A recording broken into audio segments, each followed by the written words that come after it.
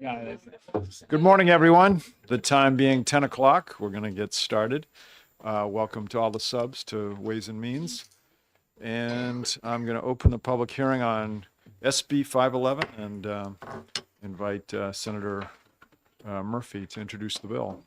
Thank you, Mr. Chairman, members of the committee. My name is Keith Murphy. I'm a senator for District 16, the beautiful towns of Goffstown, Raymond, Hooksett, Candia, and North Manchester. Our state parks currently charge the same fee, it's $4, for residents and those who visit from out of state. I handed out a chart. All of you should have this. Most of those fees are not actually charged in person, but via reservations taken online through the website.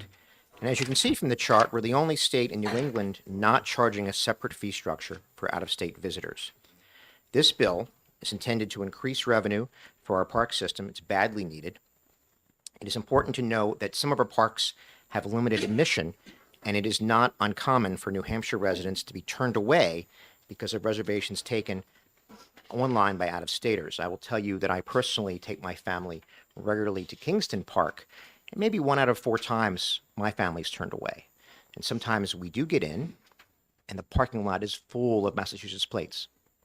And I've heard from other people that that's quite common. Now, the fiscal note claims that out-of-state attendance would drop for between 5 and 20% to do that if the bill were to pass. If the fee were increased for out-of-staters from $4 to $8, I do not believe the fee increase would be enough to deter attendance. As it is, these people are taking the time already to drive to our state to visit. An extra $4 is not going to deter them.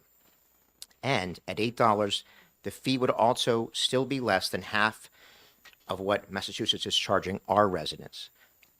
Massachusetts is charging New Hampshire residents a minimum of $20 to enter their parks.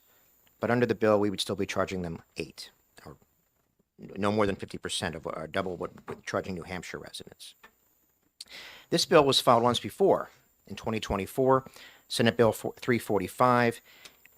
When it passed the Senate, it came to the House. There was an objection that was raised, and that objection was addressed in lines 14 and 15, which allows the commissioner to provide discounted or waived rates for veterans and school and student groups.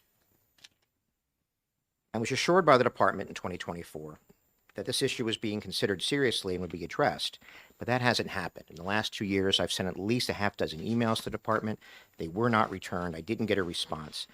I've refiled the bill in hopes that we can address the issue and give the department the revenue bump it needs.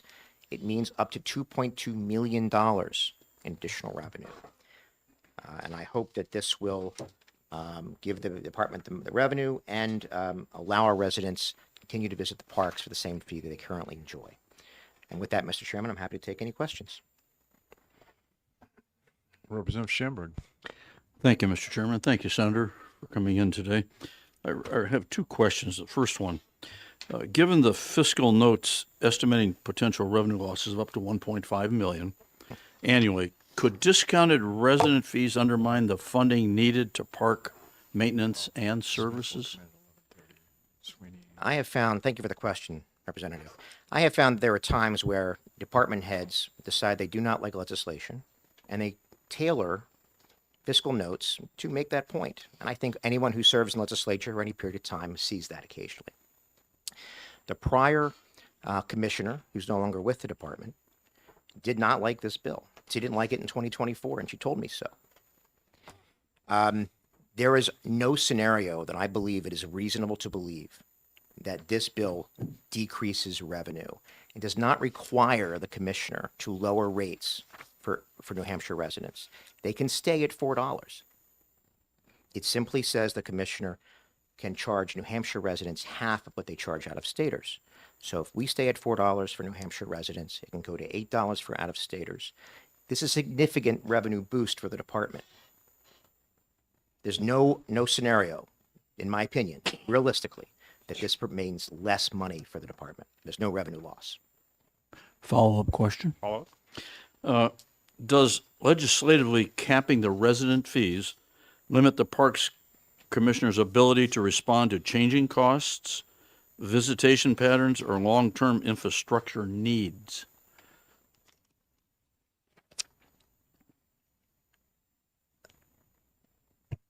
Thank you for the question. It does not cap it at a certain dollar figure. It caps it at a percentage.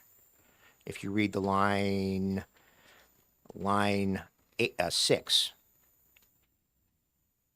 fees charged to New Hampshire residents to enter state parks via a website or person stationed within the park shall be no more than 50%. So the commissioner can still have a fee, set the fee, let's say it went from 4 to 5. That just means that the out-of-staters would go to 10. Thank you. Representative Elberger. Thank you, Mr. Chairman. Thank you for taking my question. The numbers you gave here are current fees? Yes, ma'am. I did. Thank you for the question, Representative. If you look in small print down here, there's all the sources on the state websites that this information was obtained. So it looks like we are charging less for Vermonters, or more for Vermonters than they're paying in their home state. That's correct, ma'am. All right. How did you come up with 50%? 50% seemed to be a very fair, reasonable percentage, and it was very much in line with what other states were doing. In fact, we still would be to the benefit. As I said, Massachusetts, which is where the majority of out-of-staters come from, they're charging us $20 to $30, depending on the park, to enter their parks. So charging them double what we charge New Hampshire residents seemed very reasonable, and we would still be charging far less than they do. Thank you. Thank you. Representative Elmy. Thank you.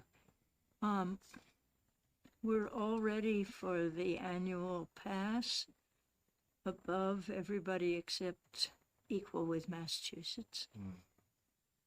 And I'm wondering why a blanket putting it over all of these fees is maybe not a good idea. Thank you, Representative. This bill does not address an individual annual pass at all. It is the Oh. fee charged to enter the park. Oh, just entry fees. Yes, ma'am. And, oh dear, now I've lost the other one. Oh, yes. I believe that the historic houses and other buildings around the state that are also part of parks, I know that they've always been struggling to get a little bit more revenue in because they're supposed to be looking like antique places. And I wonder, is that also park entry? Or does this only apply to cars coming into a recreational place? If they would be considered a state park, then yes, the bill would apply to them. The fee would go from $4 to $8.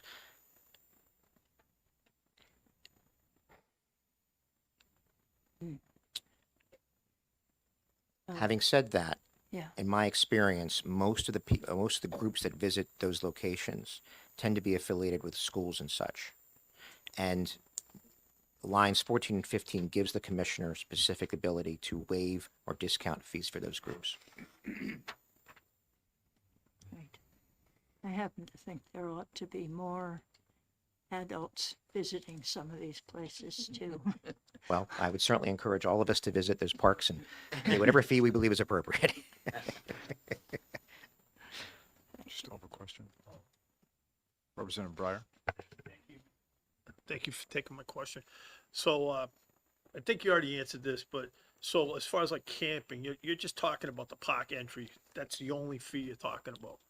Thank you, Representative. That's correct. In fact, the bill says that the commissioner may choose to set separate fee structures for residents and non-residents for specific uses within any park, including camping, etc. Okay. So he or she may, but May. is not obligated to set separate fee structures for residents. Thank you. Representative Fellows.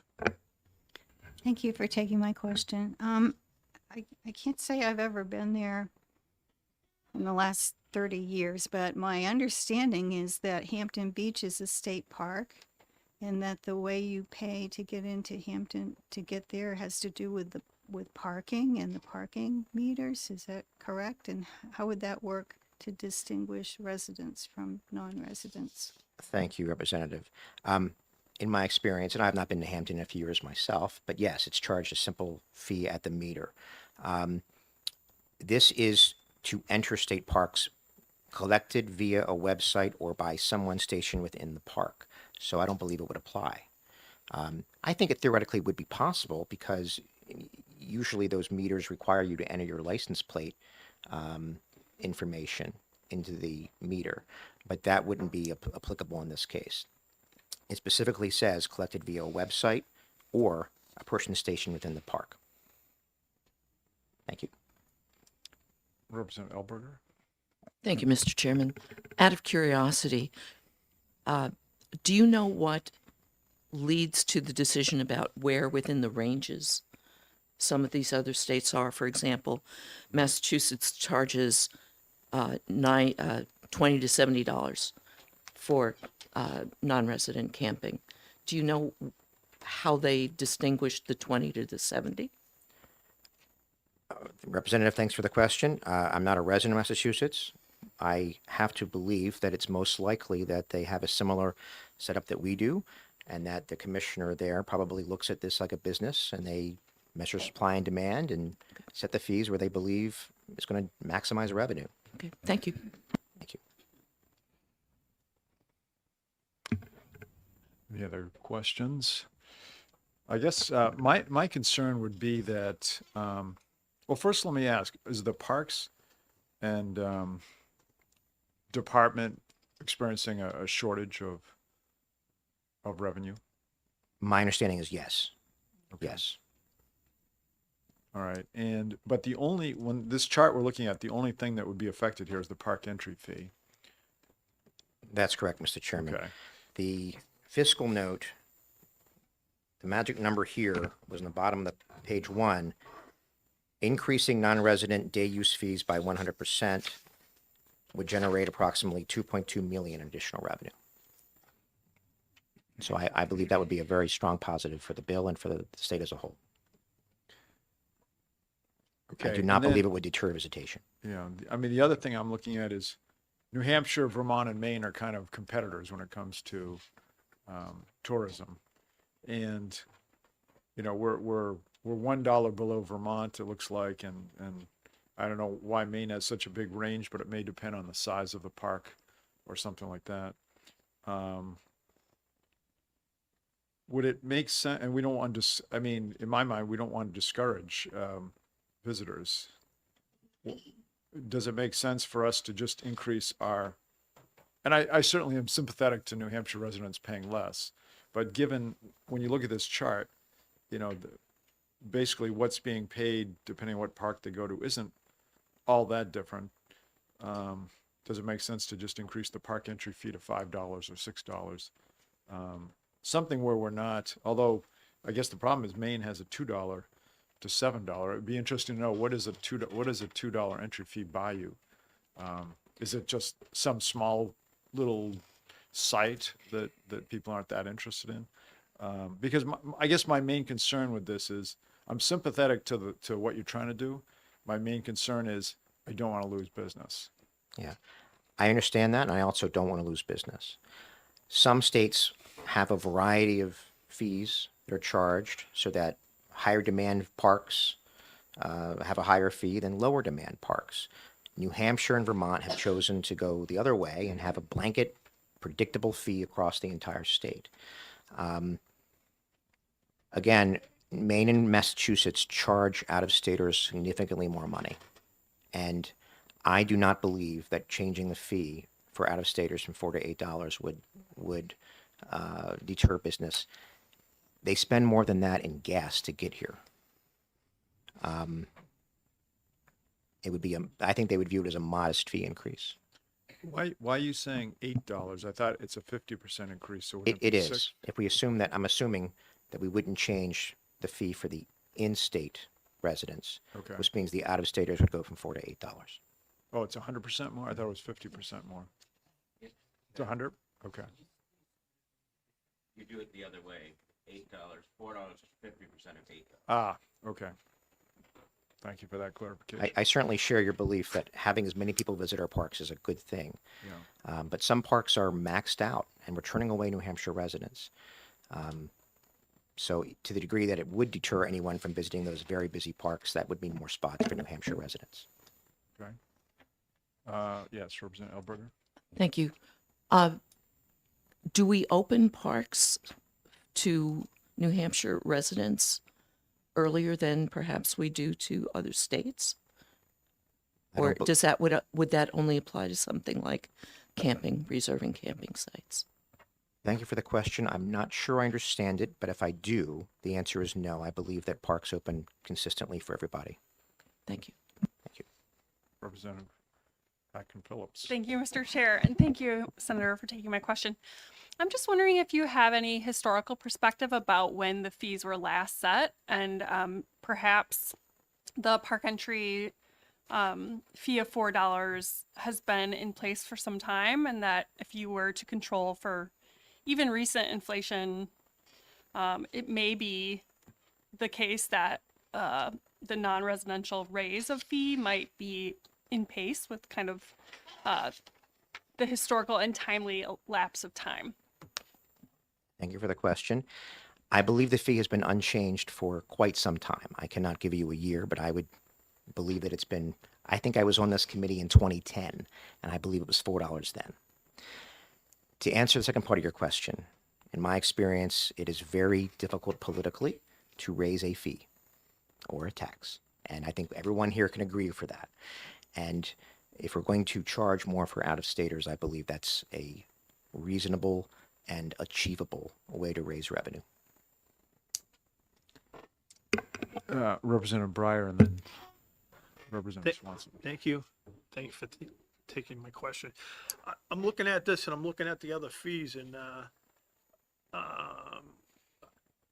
I'm thinking of like looking at like a compromise thing where you increase the fees, but you don't increase them that much. Did you think about like 25%? So for example, if you're charging a New Hampshire resident 4, you make the non-resident 6, and then they kind of still fall kind of in line with the other park admissions from the other states?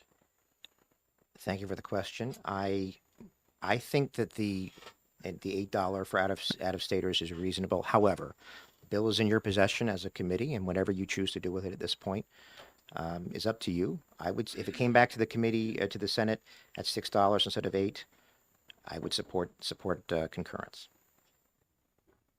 Representative Swanson. Thank you, Mr. Chair. With regard to the bill and the rates, my question is, it appears to me that you're not trying to set rates here. This is just trying to apportion rates. Is that correct? Yes, thank you. The commissioner currently has the ability to set the rates through rules that then go through legislature and JLCAR, et cetera. So the bill does not dictate specific rates. It dictates a separation between residents and non-residents. Follow-up question. Follow up. Looking at the fundamental purpose of the bill is, would you characterize the bill as trying to encourage more New Hampshire participation in the parks, discourage out-of-state residents or visitors, or more simply put, to be more of an appropriate fairness approach that recognizing the investment that New Hampshire has put into their state parks should entitle them to lower rates? Where would you characterize that? Thank you. It's the second of the two that you suggested. The bottom line for me is that these parks are owned by the people of New Hampshire, and we're charging them to visit land that they already own. And I understand that's important and necessary, but I think they should get a break compared to the out-of-staters that don't have the same ownership interests. Thank you. Thank you, Mr. Chair. Representative Almy. Thank you. it occurs to me that we are only looking at one half of this equation, and the other half is how each state treats parks versus parks that require entry and parks that do not.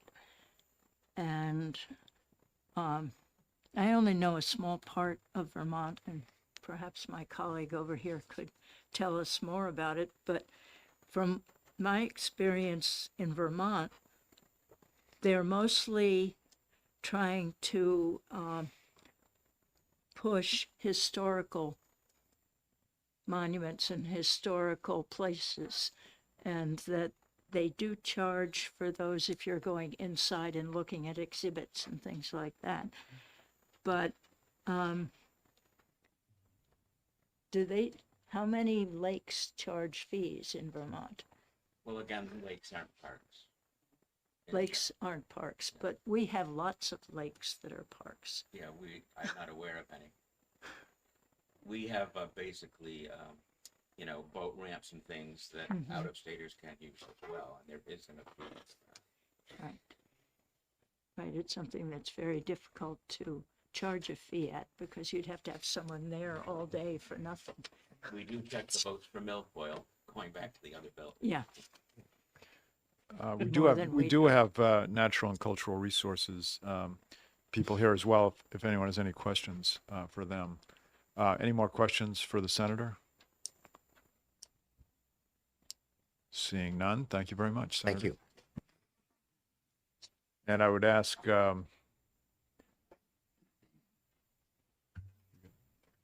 natural and cultural resources, if you guys could come up, introduce yourselves, and then fill out a pink card afterwards. That would be great.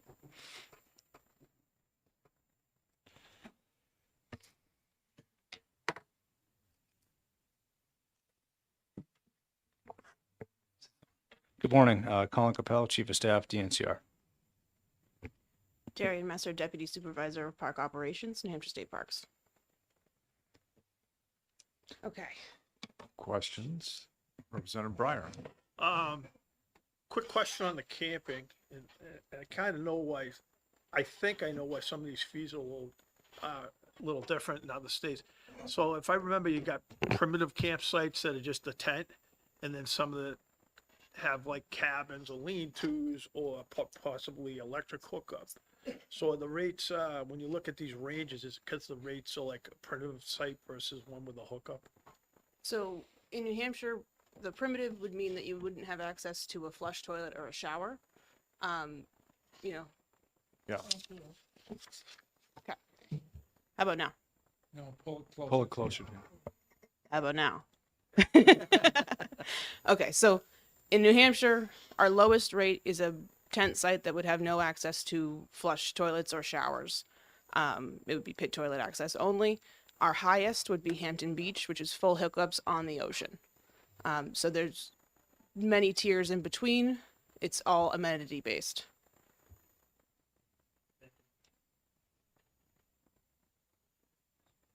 So no matter what type, whether primitive or not, it's the same price? No, there's a tiered rate of pricing. So, you know, we start at 29, and then Hampton Beach would be way more because it's in demand, Okay. higher amenities and location. So these are minimum numbers we're looking at 29 on our chart. Yeah. Okay. So that would be your Pillsbury's, Sunapee, anywhere where you camp where there is not flush toilet access. Okay. Yeah, Representative Southworth. Thank you, Mr. Chair. Thank you for taking my question. So, again, I'm assuming that the budget is tight based on the previous speaker. If you did have close to $2 million, what would be your priorities for the parks? We currently sit on about $100 million of deferred maintenance. Our parks are really old. Yep. I will say, on the flip side, if we were to lose, to go down, $1.5 million was our estimate on loss. That's about 10% of our operating budget. That is the full expense of operating White Lake, Odiorn, and Pawtuckaway, or the Ocean Lifeguards, or Summers at Franconia Notch, 70% of the Great North Woods, or the bottom 33% of our park system. So there's a lot of swinging here. We do count our expenses one by one. All of our vehicles, to buy a new truck for us, that's 15,000 visitors at $4 a piece. And, just if we charge people less, there's a chance they might get less, is the concern that we have. Less clean bathrooms, less guest services. We've got emergency response, grounds and facility care. Infrastructure is our huge priority. We've done a lot of work with ARPA money to get things up. We've got a long way to go, but money is always good. Follow up. Follow up? So primarily maintenance. Are there areas where also safety could be improved? Certainly, they tend to go hand in hand in some places. Thank you. Representative Ulrich. Thank you, Mr. Chair. You were just kind of stuttering a bit when you were talking about how the formula that you used to come up with a consideration of revenue loss. I'd like to explore that a little bit further. We heard the senator say there was no possible way. That's one point. And now you're suggesting that there may be. So How can there be two different points of view that are 180 degrees apart? So no loss would mean that the same number of people still come to the parks. Our anticipation, given the people that we see that come from other states, come from all backgrounds. Raising fees for out-of-staters, especially as they just cross the border, Kingston is included in that. We get a lot of low-income Massachusetts residents there. So if we outprice them, which there is a risk of doing, we then lose visitors with no. We have not seen New Hampshire residents fill those gaps. So on weekends, yes, but on a Wednesday, if the park's not full, it's not full. Follow up? How is there a chance of outpricing with this scheme?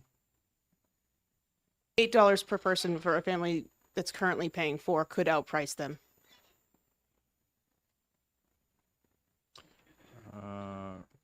Representative, well, let me go in order here. Representative Almy?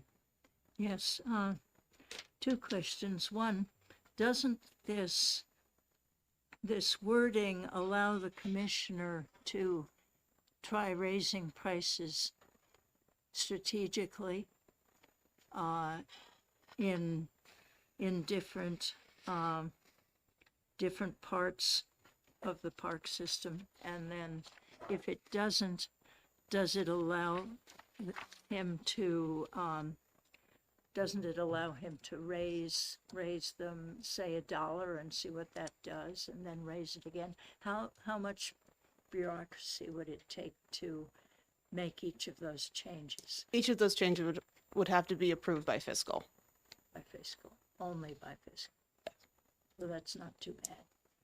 We haven't raised our fees. We haven't changed our fee package since 2012. I know. Thank you. Representative Schamberg? Thank you, Mr. Chairman, and thank you for taking this question. Might significantly higher non-residential fees reduce tourism demand and go particularly from neighboring states and negatively affect surrounding local economies?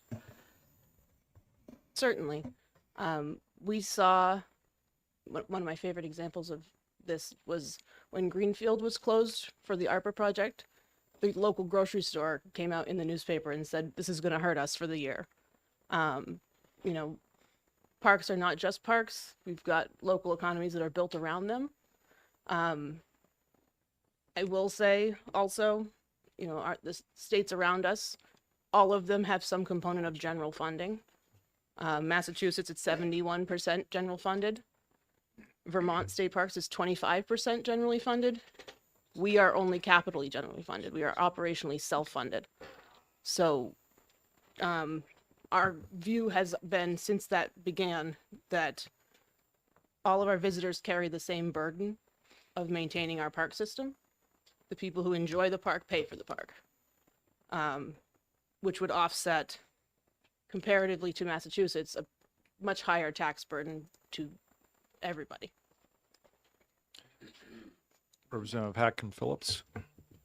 Well, my question was answered in the Oh. previous testimony. Thank you. Okay, very good. Let's see.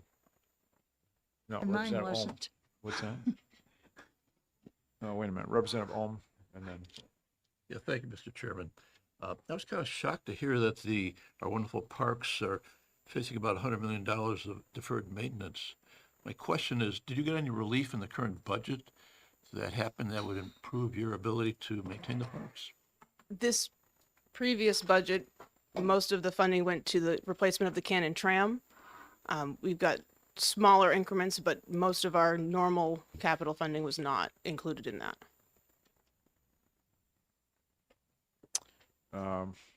Representative Almy, and then I'll come over here. Oh, thank you. Maybe I'll try and simplify my question. Doesn't this new language allow the commissioner to set separate fee schedules for residents and non-residents for specific uses within any state park, including a whole range of things, but I presume also entry, so that the parks that are very popular could have higher fee raises than the parks that are not? Yes, it does. We also currently do that. All of our high-use parks charge $5 a person as opposed to $4. But that's only $1. Correct. And that's for everybody as well. So then this 4 on our chart, this is, again, the minimum, Yeah. but, Minimum for a paying adult. okay, but the fee structure could be increased depending on what park it is and so forth. Yes, we have a high use rate. Places like Sunapee, Pawtuckaway, it probably could use a revision, but high visitor yield, they charge $5 a person. So if we increased the non-resident fee, does that mean that would be even higher? That's my interpretation. Okay, Representative Swanson? Thank you, Mr. Chair. If not for this bill, do you, as an organization, Natural Cultural Resources, have the flexibility to, for example, if we were to pass this bill, it would take a while to get passed, and then should there be any problems foreseen that come out of it, it would take a while to fix that. But if it weren't for this bill, do you have the flexibility to make a business decision with regard to apportioning, say, fees for in-state versus out-of-state? We do have the ability with the commissioner to set our fee package at Follow-up market rate question. as well. Yeah. Then is there a reason that you don't believe it would be, I mean, it's like this is new, or this is a good idea, or we don't do it because why don't you currently do it? Two prongs to that. One would be going back to the self-funding, charging everybody who uses the parks to carry the park load. Operationally, we charge a per person fee. At the toll booth, we have a hard time picturing how that would flow in a place like Hampton, South Beach, where on a busy day they're backed up over the bridge. And we charge per person, we'd have to check per person. So it's not as simple. Hampton South Beach charges per vehicle, but in our busy day use parks, it'd be checking ID of every person in every vehicle. Unless we were blanketing and assuming that everybody in a New Hampshire plate vehicle is from New Hampshire. Thank you. Thank you, Mr. Chair. It's kind of interesting that if your department has the ability to charge non-residents more, or now I'm beginning to question the point to this bill, although this is setting minimums, I guess. And it says to you have to at least charge this minimum. But yeah, that's a would you believe, I guess. Representative Southworth. Thank you. Kind of took the words out of my mouth. but does this bill just give you more incentive to give it a try? It just seems like the problem is you need more money for maintenance, and you want to raise the money. And looking at other states, they've done that by having higher fees for out-of-staters. I think rules could take care of like who's in what car or whatever. There could be a kind of simple way to do that. Once it's made a rule and, you know, everyone follows it. But is that the main thing?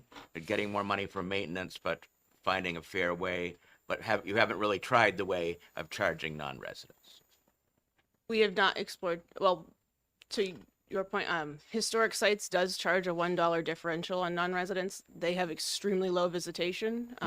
The highest was 1,800 people at Wentworth Coolidge last year. So that it hasn't proved successful in that capacity with the tours that they do. We have had many conversations about where fees want to go in the future. Our goal has always been to make our parks as accessible to as many people as possible. And if that is the $4 or $5 rate for everybody, then that's really the backbone of what we've stood on so far.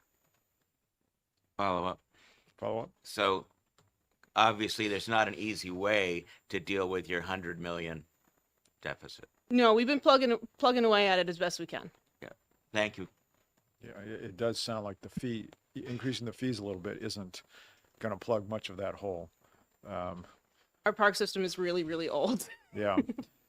Okay, I'm going to take up to 3 more questions and then we'll end this. Representative Elberger. Thank you, Mr. Chairman. I'm also wondering whether there could be differential pricing for weekdays compared to weekends. You mentioned that the weekends tend to be the times when the parks get full and the weekdays don't. So I'm wondering if that's been a consideration. I mean, I'm playing around with a bunch of things, including can fees be raised differently for children compared to adults? So if a family with 2 adults and a bunch of kids, well, the adults are paying X amount more and kids are paying X amount more. And I just sort of, part of the Would You Believe gig, wonder why, if state money isn't going into this, why we are debating this here, since tax money isn't going into the fees, into the money that you're talking about. And I'm just very curious about that. I would like to give you folks our discount list of New Hampshire residents who get discounts, just for knowledge. New Hampshire seniors, active military, retired veteran, New Hampshire National Guard, handicap placards at places that charge parking, state employees get half off, general court enters for free, deeded residents in 3 towns. We accept the National Park Access Pass for disabilities. School groups enter for free on off-peak times, youth 0 to 5. And we also offer passes, individual, family, and the park plate, which is only available to New Hampshire residents. Okay. 2 more questions, if there are any. Yes, Representative. You. I guess I'm echoing the representative next to me's question, which is, we're not providing you state support, but these other states have state support. So it's just a different way of looking at it, but increasing the rates is I guess it's the way that you need to raise money. And I guess I was dumbfounded to find out you haven't raised them since 2012. And particularly with the budget needs that you have, is there some kind of policy reason? I mean, inflation itself is, I guess I'm trying to understand the policy reason that goes into not raising fees, particularly in the past year or 2, where we've raised fees everywhere in our budget. So Recently, we have been going through them and evaluating. We did raise camping fees to market rates about 2 years ago. We've been going piece by piece, but again, trying to make sure that we remain accessible to as many people as possible. A lot of our visitors don't have a lot of other options for green space. But that's not to say that there isn't a change that we've discussed. It just hasn't, we haven't got the best plan yet. Yeah, keep in mind, these are minimums, and they have the ability to go above them. Representative Ullery. Yeah, that was my point, Mr. Chair. The department currently has the ability to set its own rates going through fiscal. They have not. The department is running a deficit. Is there any correlation between you not addressing the fee for service, which New Hampshire has as a policy for services provided across the board, not adjusted or adapted to meet the needs of the department?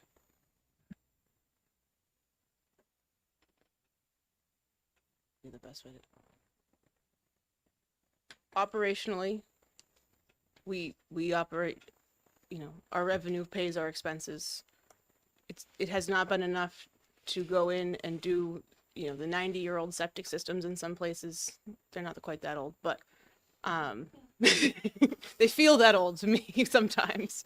Having used some of those facilities, yes. But there's room. There's room.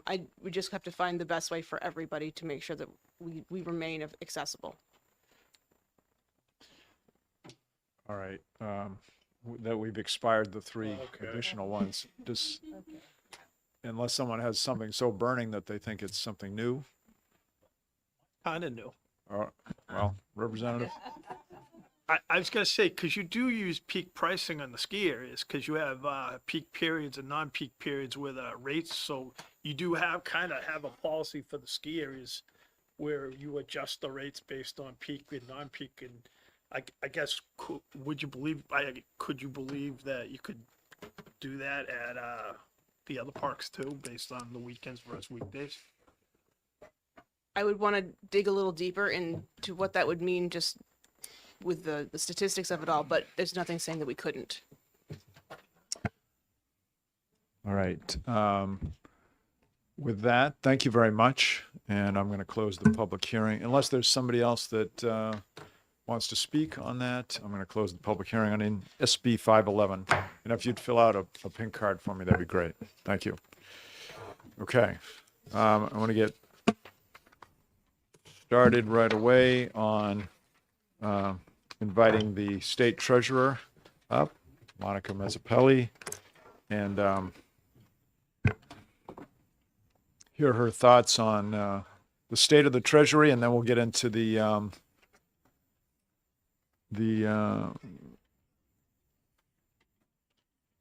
SB 652. So I guess what I'm going to do, I won't open the work session yet.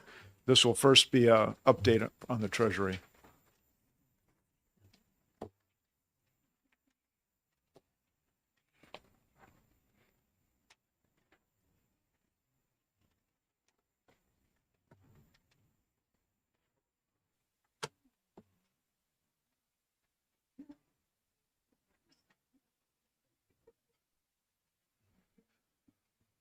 Good morning, Mr. Chairman, members of the committee. For the record, State Treasurer Monica Mezzapelli. Welcome.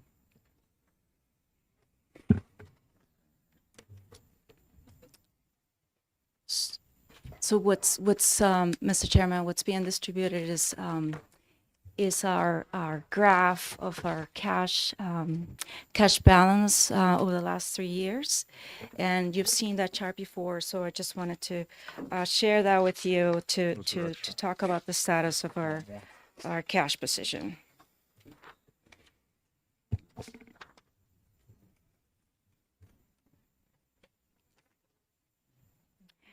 So with that, I think everyone has a copy, hopefully. What I want to share with you this morning is our cash position remains strong in terms of if we compare our cash levels to pre-pandemic levels. Today, as of Friday, our cash balance is a total of 1.2 billion compared to about 500 million what we had exactly March 20th of 2019.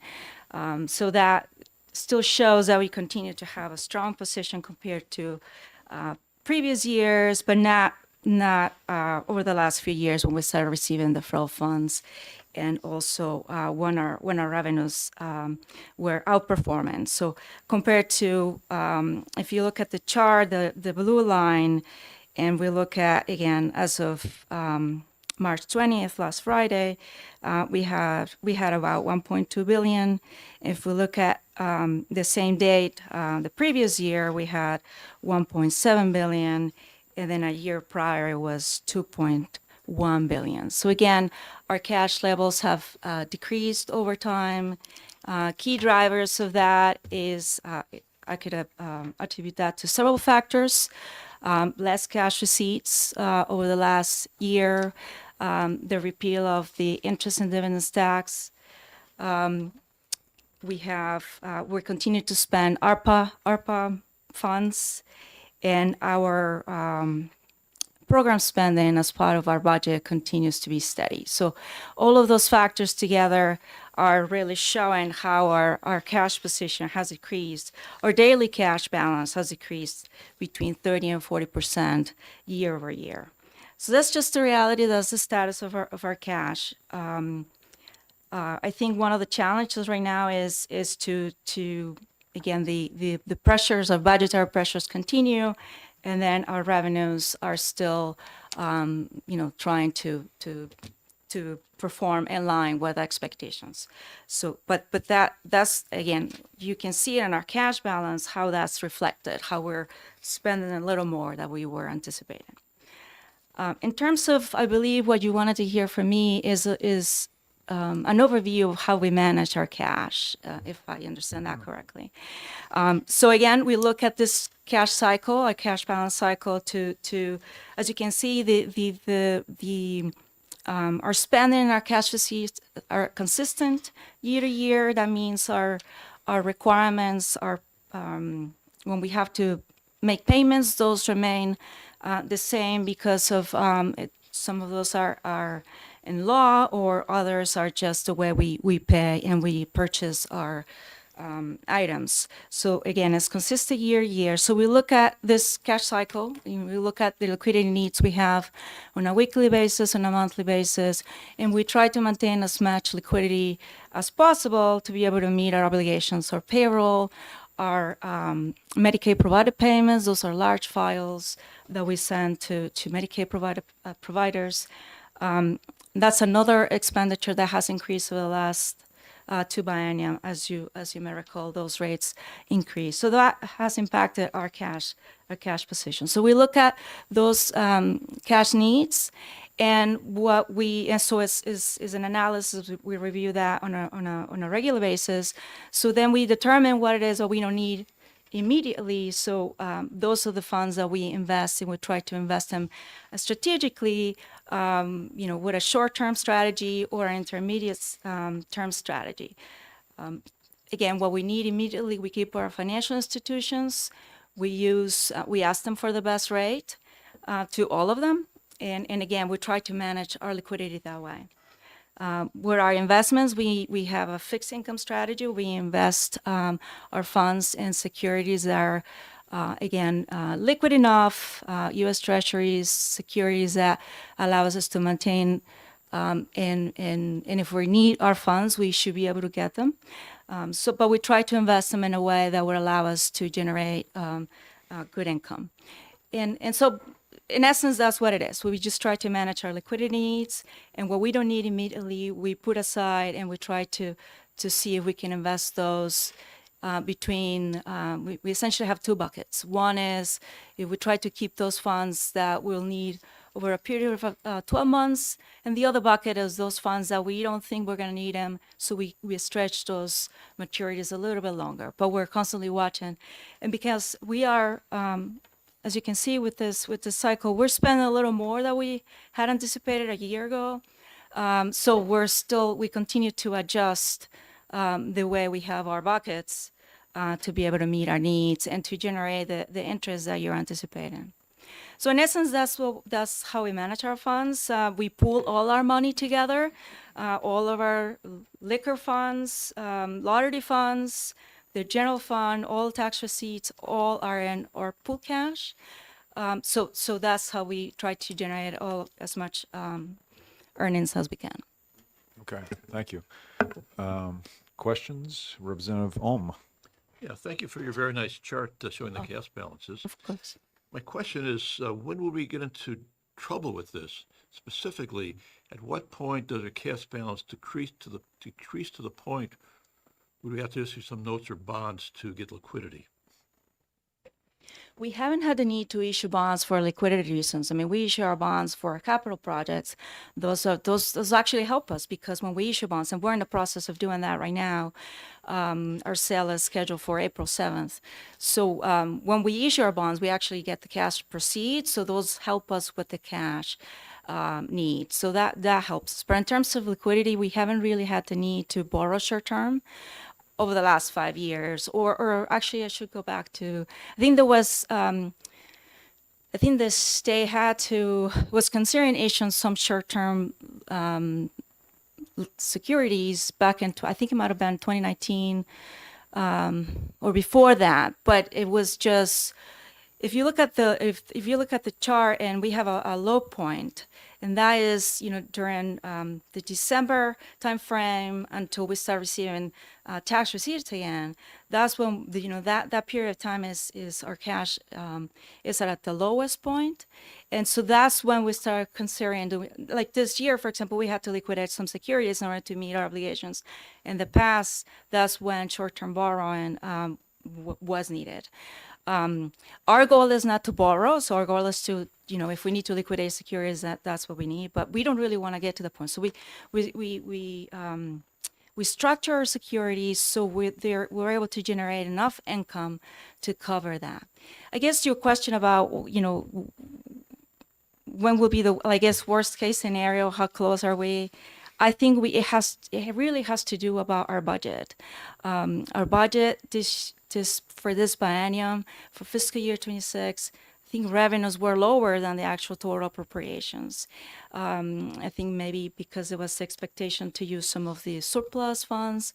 I am not clear on that, but if you look at total revenues and compared to total expenditures, revenues were lower than appropriations. So it really has to do how we structure our budget. So again, it's just a matter of, and again, I think our revenues, maybe there was the understanding of that revenues were going to be performing better. So that's hasn't worked the way it was planned. So that's when we may get into trouble. If I could follow up, I guess the question relates to when should the legislature start to do something about the cash balance? You mentioned that the cash going in is less than the cash going out. We have more cash going out than cash going in a budgeting problem. So I'm wondering at what point the legislature would need to do something to increase the amount of cash in the Treasury. Is it $1 billion? Is that kind of the level we should be concerned about, going below $1 billion in cash, or is there some other number that would alert the legislature to try to do something? That is a great question. I don't really think I have a number right now. I think, as I mentioned before, pre-pandemic levels, the state had lower cash levels, and there was a way to survive that way. It's just we have been, but investment was essentially not happening at the time. I think during the period of time between the Great Recession and the pandemic, the state managed the budget in a way that it was on a cash basis. So for example, the Treasury was trying to maintain enough compensating balances to pay the fees, for example. But investment was essentially not happening. It's really now when we have the ability to invest funds and to look at when we need the money, where should we invest it in, whether the legislature needs to do something about.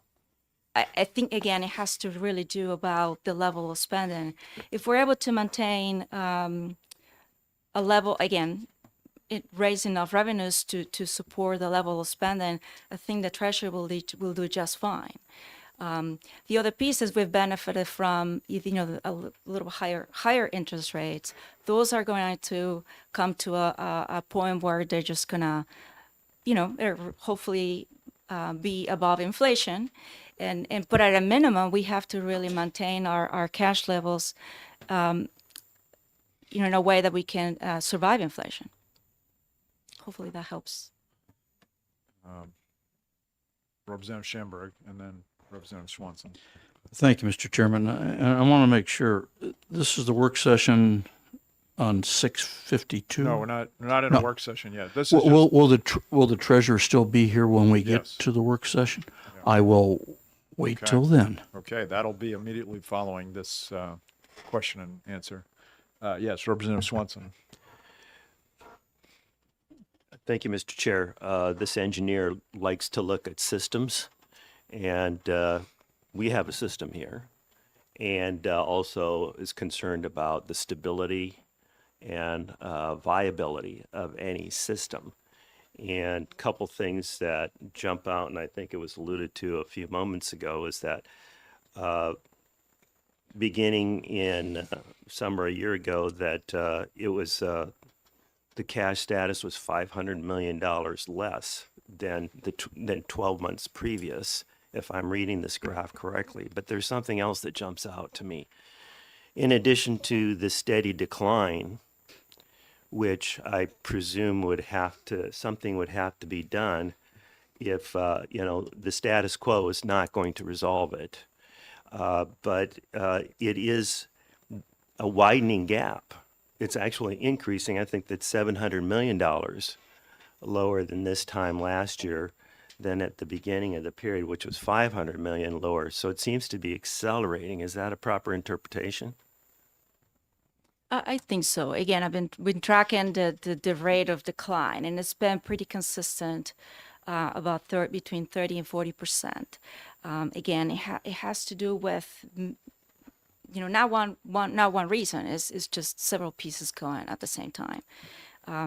The good times are coming. Tax receipts are, April 15 is the period when we recover. So hopefully we can see a good number there. But obviously, if that continues and tax receipts don't come the way we hope, then that's something that needs to be we need to continue to monitor, and I'll be happy to come back and report to all of you where we are. Thank you for your answer. Sounds Thank good. you, Mr. Chair. Thank you.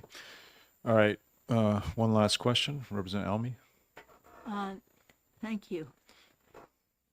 April 15th is for income taxes. Yes. Why would that help us at this point? It just does. It's just when we get, it's just whether it's all cash receipts, and is a period of time where we, like for example, the dip that we're going to have in April 1st is the education trust fund, the education adequacy payment. So that's another 200 and something million that we have to distribute. And again, is when we start getting all the tax receipts, when we start seeing revenue again, and that stays steady for some time until the next adequacy payment happens. So it's just the cash cycle, how and it's just not tax receipts. I think it's insurance tax, is just other revenues that we collect during a period of time. It just helps with the cash balance. I mean, I would guess that one of the big ones is the proprietorships, because I know I have to pay that, and that's due April 15th. So that's a big chunk right there. Just one of many. Yes, Representative. Thank you, and thanks for taking my question.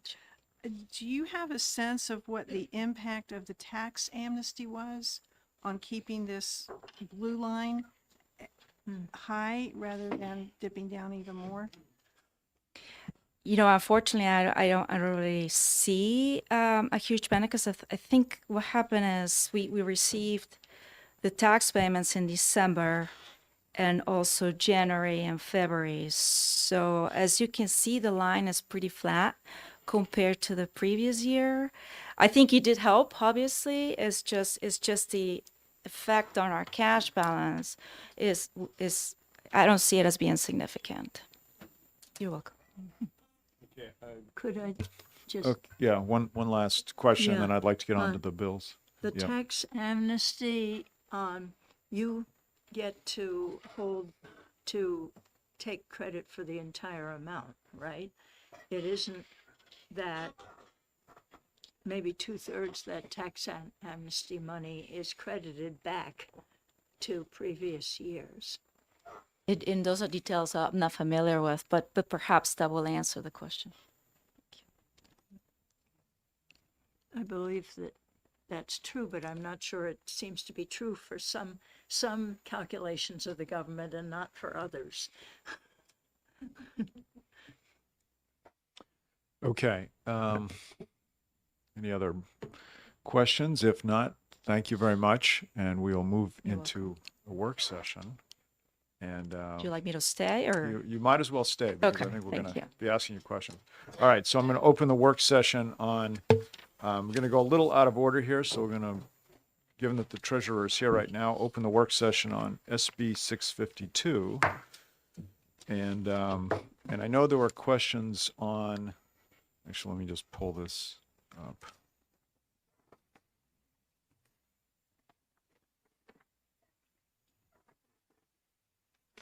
So, as you all know, SB 652 has extended the schedule for the overpayment, where it was supposed to drop to 250% in 2029.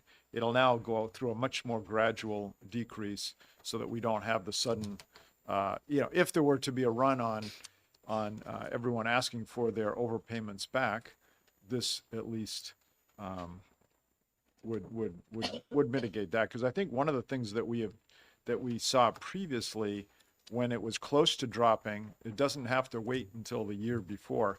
People start, their accountants tell them, hey, it's going to be dropping, and then they start requesting their money back. So this kind of pushes it out more so that those who don't really need the money aren't going to be asking for it, and it's a much slower. And I know the other aspect of this, Representative Spar isn't here. He was concerned about, he preferred keeping it at 500% so that interest could be continued to be generated, but then there's always the issue of what if there's a run on everything. So given that little introduction, are there questions of the treasurer? Representative Schamberg, you look eager, so Well, first. I appreciate what you just brought up, because you handled the risk management question that was asked earlier. I have three other questions here on liquidity and reserves. What portion of the total payment balance is actively reserved for potential refunds? And how confident are you that this would be sufficient under stressed economic conditions? Great question. So I am not. So as I mentioned earlier, we pull all of our cash. So if that tax has been paid to us, that means it's in my balance already. So Okay. we invest that the same way. I am not aware of when these refunds are going to happen. That's obviously handled by the Department of Revenue Administration. If a large amount were needed, I guess it will depend. But I'm looking at this. I was looking at the bill and the fiscal note related to the bill, and it looks like if we're talking about if a refund is above $50 million, I think that will hurt our treasury. But if we're talking about smaller refunds, then perhaps we wouldn't even see them. Follow up my second question now. This is under operational limits. I think you just mentioned some of the. If a significant share of taxpayers requested refunds at once, what practical or legal constraints affect how quickly payments could be made, and how would that impact state operations or cash flow? So again, if that were to happen today, we can afford that, a large payment. But again, if the trend that we're seeing continues, then we're going to be limited to perhaps meet those obligations. Okay. Perhaps the idea of extending the time that we keep those funds will help the Treasury. Obviously, that it will all depend on, how you want to handle those overpayments. But it will certainly keeping the cash with us longer, obviously will help us. And my third and final, and this had to do with Representative Sparr's approach to this. I think he contacted you and the DRA and got some opinions, or at least some thoughts. So, from the treasurer's perspective, is the current administrative authority adequate to manage this issue long-term, or would a statutory framework like Senate Bill 652 materially improve fiscal stability or transparency? Again, as I just mentioned, I think maintaining the cash longer will help the Treasury, whether compared to current law, I guess. If current law, I think we will have to return the funds a lot sooner. And that's fine. That's already in law, and we have that contemplated. But again, in terms of changing anything, I think obviously that's a policy decision, how long you want to, keep those those overpayments. Right. I think for my understanding, a few years back, some of the issues that the state was dealing with was the reporting of the liability. So now I think everyone is aware of how much is owed. That there's a liability reported on the financial statements. The auditors know about it. So I think in terms of again, everyone being aware of how much we owe in total, I think is known, and I think that was the reason for the legislation in the first place. Right. Representative Elmy. Thank you. Well, one, I took us through the Great Recession. That was not a fun time. And we are always quivering on the edge of the next one. So the question is, what would be the safest way to handle this? Because when you get a recession like that, and it took, there were some people who knew about it in August, and most people didn't even realize till January that we were in one of any kind. And then we thought, well, maybe we'll be out of it in a year. So it may not be that every single business is going to land on our doorstep at the same time the next time this happens. And I have no enthusiasm for the idea that it might never happen again. Also not much for having to go through it again. So The question is, what do you think is the best way to try to prevent a run on the Treasury?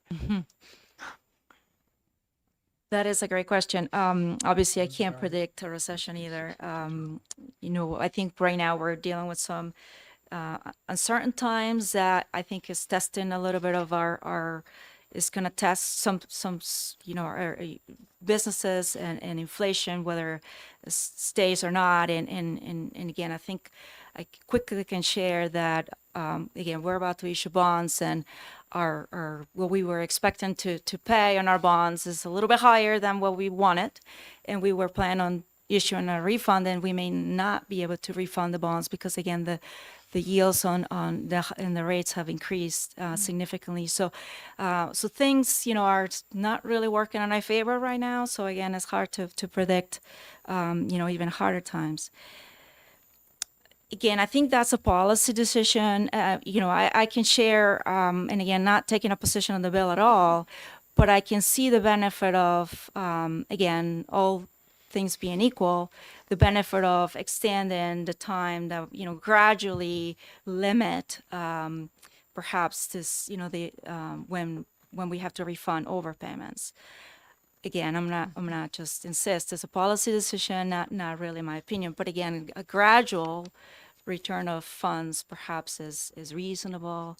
But again, I will obviously I'll leave it up to you to decide. What's in this bill?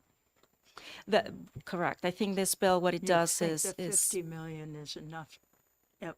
every 2 years is it enough just to gradually handle. extends the time when you have to refund, assuming all things remain equal. If we had a recession, I think we will have a very hard time in many other ways. Obviously, will be impacted in many ways. And this goes back to some of the comments about maintaining strong reserves, the rainy day fund.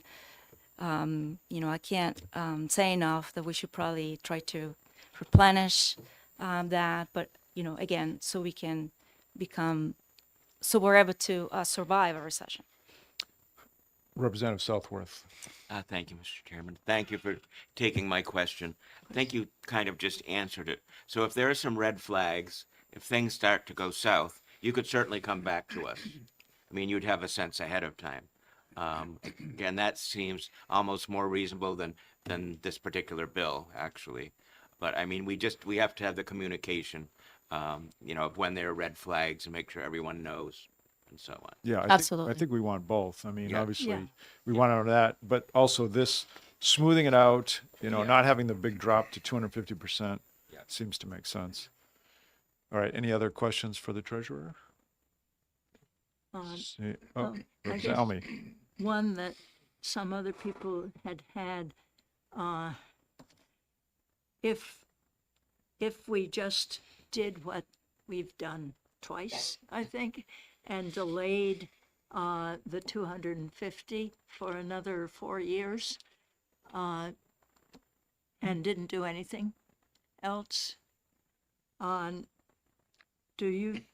there are some people that worry that the Treasury will be putting more money than we could afford under those circumstances into long-term investments. That's a very good point. I think one of the things that we keep asking so knowing about this, for example, is very helpful to me. One of the things that we always ask, the departments, tell us if you're planning some big spending or something big that no one really knows about. I think in general we don't worry about too much. I think during the period of the ARPA funding, that was difficult because we had the money and then we didn't know when agencies were going to spend it. So that was difficult to manage. But now we're back to the cycle of, okay, I think the spending is steady and when we collect revenue, when we spend, then is a little more predictable. And again, I think going back to your question, knowing the plan helps us understand, when you're going to disperse, the timing that you're going to disperse the funds. Based on the proposal, and I'm looking at the fiscal note again, it looks like the Treasury should be able to manage, even in times when things are not, even if our situation changes and it deteriorates over time. But I think we should be able to manage the proposed schedule. The current law, the way I'm seeing, we need to disperse about perhaps 129 million in refunds. Perhaps the year 23 is probably one that I will worry about because it looks like we will disperse about 77 million in refunds. So I think, again, I'm just looking at the fiscal note, and I think this was prepared by the Department of Revenue Administration.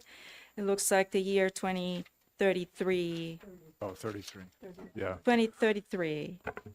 There will be about 77 million in refunds. So that will be a year I will worry about. Yeah. I think the other thing to keep in mind here is that if we pass this, it gives some certainty to a slow disbursement. But keep in mind, the next legislature can change this. So, and if it feels like, or I know Representative Spar was talking about dedicated funds and all that, but I would suggest that that's possibly something for the future. This at least is step one. Smooth it out, slow it down, and then maybe, yes, Representative Schamberg. I was worried about that also. But when Representative Spar and I talked over the Friday, I was try to develop guardrails, some kind of amendments. He brought up the point that why are we going to return 70% of this money when we're, by reducing from 500% to 250 to 150, why are we going to return this? They gave it to the state. Why should we return it when we're earning anywhere between $13 million a year in interest? Am I correct on some estimate in there? And we can use that 9 to 13 million in rainy day account or for childcare. You know, we can use it in other programs. Yeah. No, I understand where he's trying to go with that. The point is, it's not going to drop to, it's 500% now. It's not going to drop to 450% until 2029. So I think we're getting too wrapped around the axle at this point. I think Representative Spar, I don't know if that's a good idea what he's proposing or not, but I think there's plenty of time to figure it out.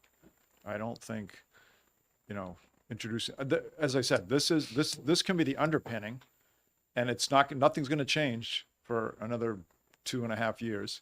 But it sets a tone for the fact that we want it gradual, and then if there's other things that should change after that. Well, Representative Spar did draw up an amendment, he hoped, on this approach. Well, it was just sent over this morning. It came from Friday, came over this morning, and I had to pick it up. But I do have it here, and it goes to what you were talking about.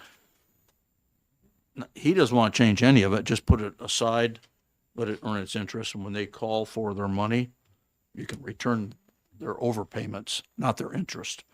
If I may, I think the idea of an dedicated account may not change the way we invest today. Just because a dedicated account, as you all know, again, we pull all our cash, and a dedicated account is just an accounting mechanism to separate. So it's not general funds.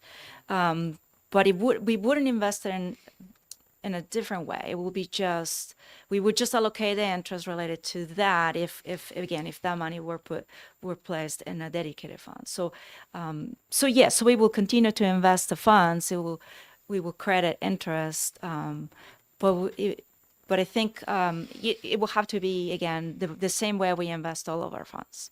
I just wanted to bring that up because I want him to know that I did bring the amendment here. Yeah, Okay. You did your part. Thank you, sir. Yes. As we do the work session, Yeah. do you want to take any straw polls to know where we're headed? Not time yet. Possibly. Let's hear from I just Representative threw Almy. it out. Representative Almy, yeah, thank you for. Yeah. I appreciate the fact that you bring up the straw poll idea from time to time because it is good. So thank you. Yeah. Yes. Yeah. Representative Almy. One thing that has me considerably worried about the dedicated funds is what Dan McGuire did to them last year. That is not supposed to happen according to the way the dedicated funds were designed. And nobody has complained about it. And so I am complaining about it right now. Did you try to discourage him? Take the What he said. It Make is. bipartisan.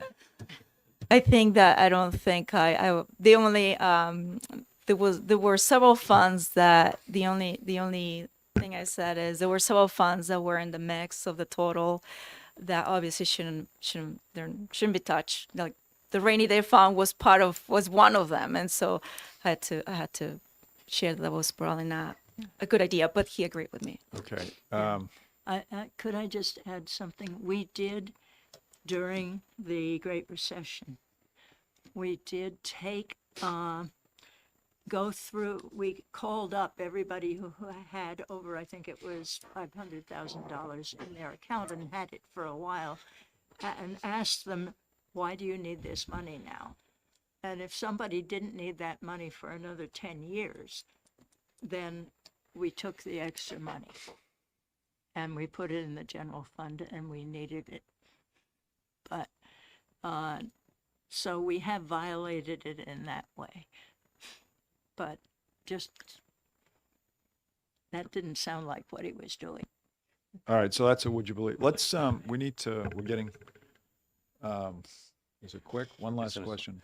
Yeah, real quickly, when somebody's held my money, as in I gave them too much or they were holding my money, such as an escrow account, they always kept track of any increase in valuation on that based upon an interest rate or some calculation. And then when that money came back, I got that interest on it.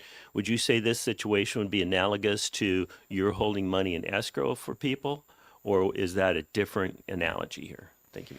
That's a very good point. I mean, we don't have, we typically have custodial accounts for those reasons. Escrow, we hold monies that are not state's money. So for this type of money, we don't do that. I mean, the Department of Revenue tracks that. We are not even, obviously, we don't know who the taxpayers are. So I think the way it has been this money has been managed historically is they're just treated as revenue collections, and then again, Department of Revenue Administration, they just do what they need to do with overpayments, credits, or refunds, and but they haven't been put aside in an escrow account for all of those taxpayers.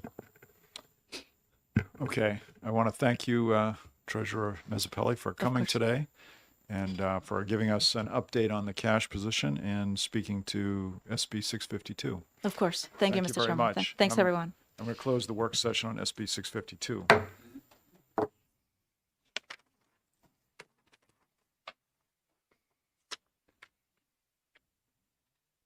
Okay, next we will look at, I'm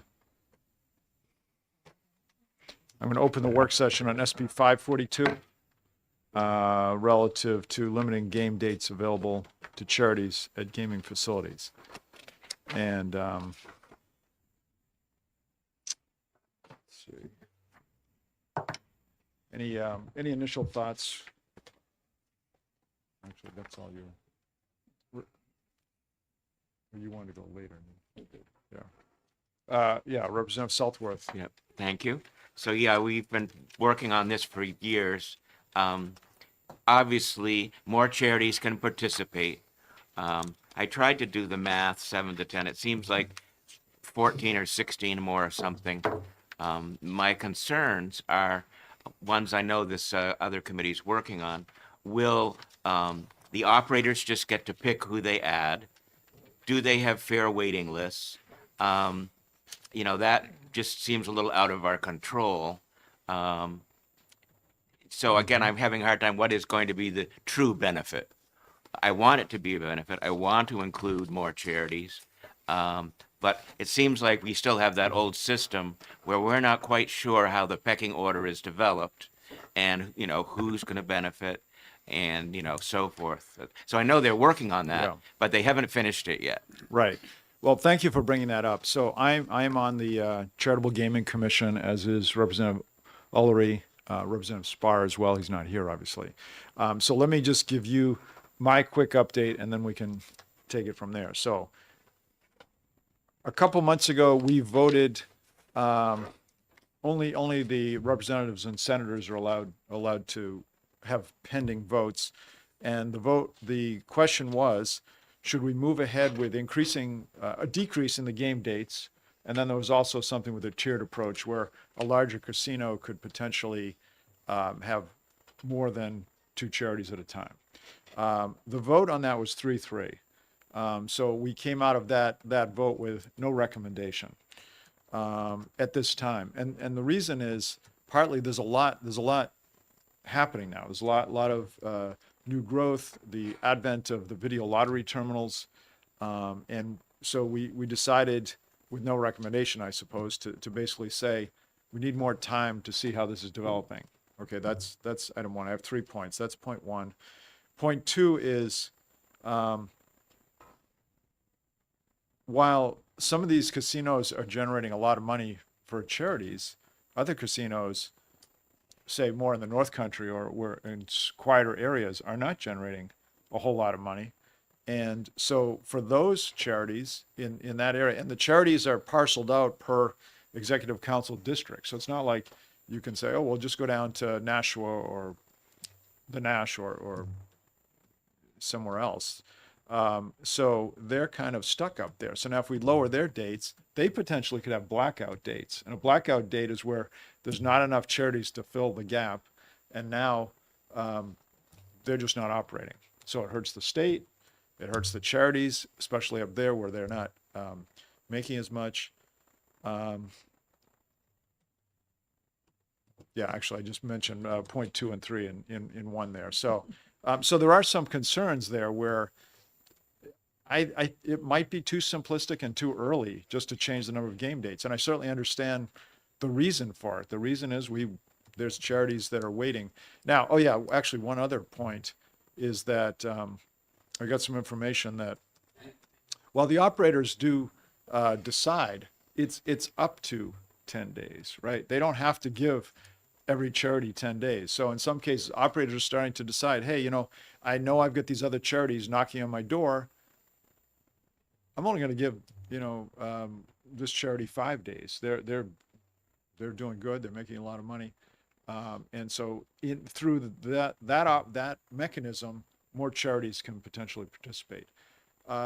Another piece of information is that charities don't just approach the operator without having first been approved through the Lottery Commission.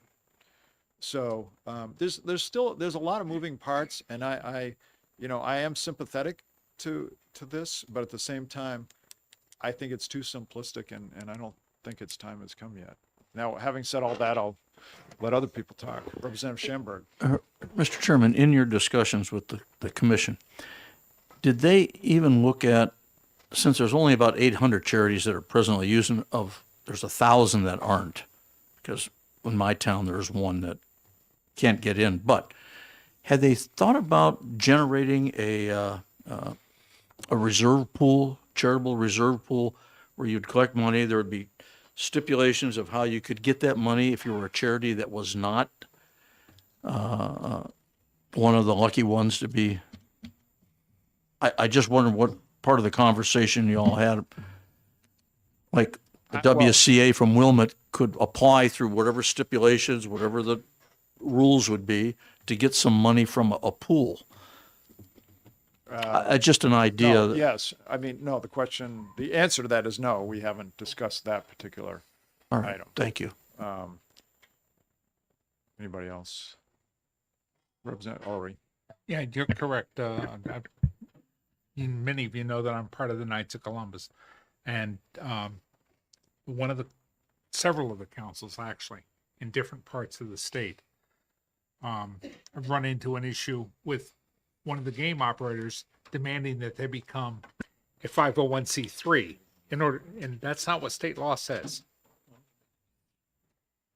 So there's a lot of work that needs to be done before we start changing dates.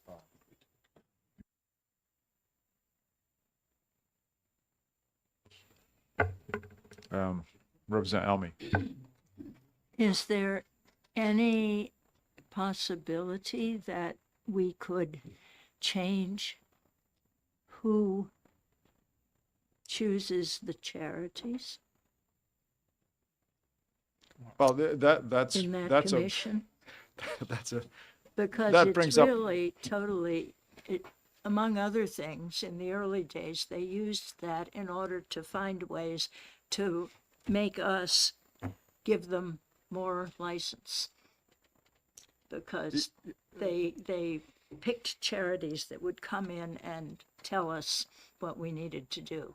So that is a question that came up in the commission. And it's a tough one. It's a tough one to answer. Because who is the one right now? It's the operators that are picking, but at the same time, I think there's this sense that the operators just are going to choose their favorites. But the thing is, it's not that simple, because they also there's pressure on them too, as there's other charities knocking on their door. They don't want to upset people. And the other thing that happens is the charity doesn't just sign up and do nothing, right? The charity wants, when they have a game date, they want to make as much as they can on that game date. So it's up to them to advertise, to get the word out, to get as many people in on that game date. So that revenue, the revenue helps the operator and it helps the charity. So, it's, and as I had said earlier, there are some of the operators, especially in the larger pools, that are starting to limit the game dates by themselves. I've heard it down as low as 5 because they felt like there was a lot going out, and there are the charities knocking on the door. So I think giving it more time to settle in makes sense. And again, I'm sympathetic. I'm on the commission. Representative Ullery and I have heard the concerns. We have a charity representative, not a representative, a non-state house representative of the charities, on the commission as well, to give their input. So, and one of the reasons this was 3-3 is we knew Senator Lang was bringing this bill. And actually I'm a co-sponsor on it because I co-sponsored it back in September before we had even started, talking about it much or meeting. Because as you know, we're limited. We can only put bills in for, a 7 to 14 day period. And so it's kind of the proof's in the pudding. I think it's a good idea, but I don't think, even as being a co-sponsor, I don't think the time is ready. Now, having said that, I'm going to recognize Representative Ohm for his further thoughts. Yeah, thank you, Mr. Chairman. I'd like to add the conundrum of what to do with the charitable gaming situation. I noticed in Senator Lang's bill, he had 2 parts. He made adjustments to the charities as we're talking about. But there's another part of his language that bothers me, which is the change to the host communities. And since there's a talk about the change to host communities, I'd like to introduce the topic for whatever time we have for debate on the topic on the issue of compensation to host communities. And let me briefly give you 2 documents, or introduce 2 documents that I've already passed out to the committee members. The first document is a study called Casinos, Crime, and Community Costs. And this will put you to sleep, but there are a few important parts to it. And if you could take just a moment to read the first paragraph in the abstract, it summarizes what this study did, which is to look at 20 years of problems in communities with casinos versus problems in communities without casinos to see if there's any differences. And they found out that there are some differences. And the differences, if you dollarize them, they figure it costs about $75 a year per adult for the host region that has a casino versus regions that do not have a casino. And you're not going to read the data, but let me just look at a couple of charts toward the back. There's 2 charts in the back, next to the last page. Here's a chart that says host effects on violent crime. It talks about 4 types of crime going over a 7-year period from 2 years prior to the casino coming in to 5 years afterwards.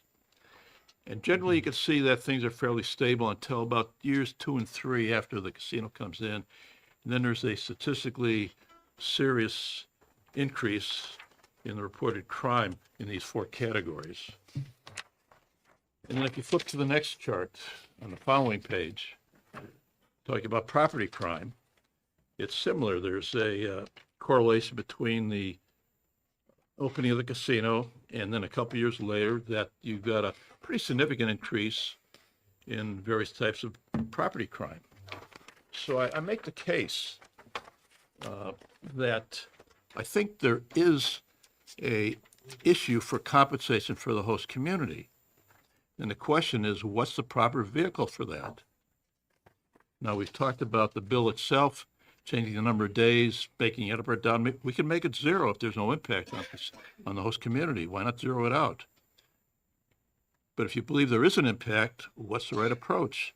And like the chairman talks about how to handle the charity situation, there's a question of how to handle the host community situation. And on that topic, if you wouldn't mind, Mr. Chairman, I'd like to ask Mr. Monahan to come forward and talk about how other states are looking at host communities. as a point of reference for us to think about what we might do in New Hampshire. Would that be Well, appropriate? let me just ask you a question. So this bill, as it came over from the Senate, seems to give, or it seems to suggest, because there was a minimum and a minimum of 7 days for host communities, a maximum of 10. And the way this is now written, it potentially could be 0 for host communities. So are you saying that if it was back to 7 and 10, you're okay with it?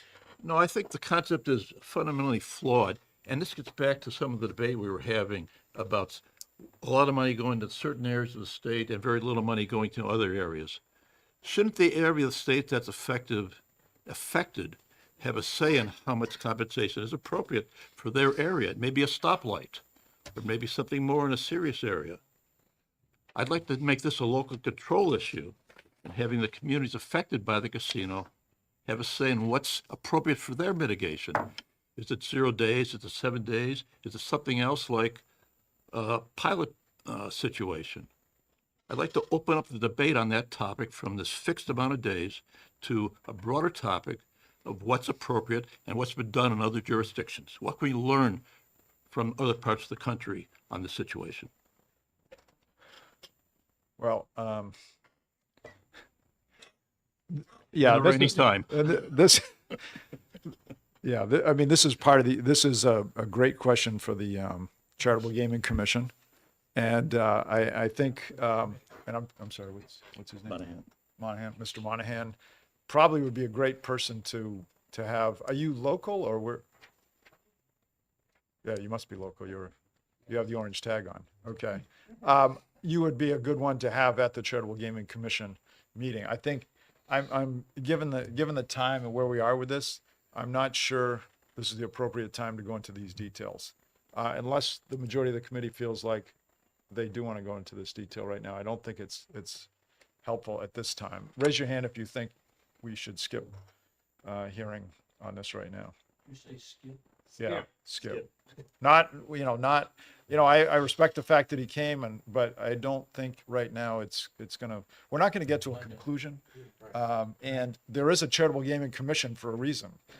So I would invite him to, come to that. Would Mr. Monahan add those 2 items that Mr. Ohm brought up, one for community and one for my idea of a pool, reserve pool? I think we're going down a rabbit hole. There's a reason why there's a Charitable Gaming Commission. I mean, Sure.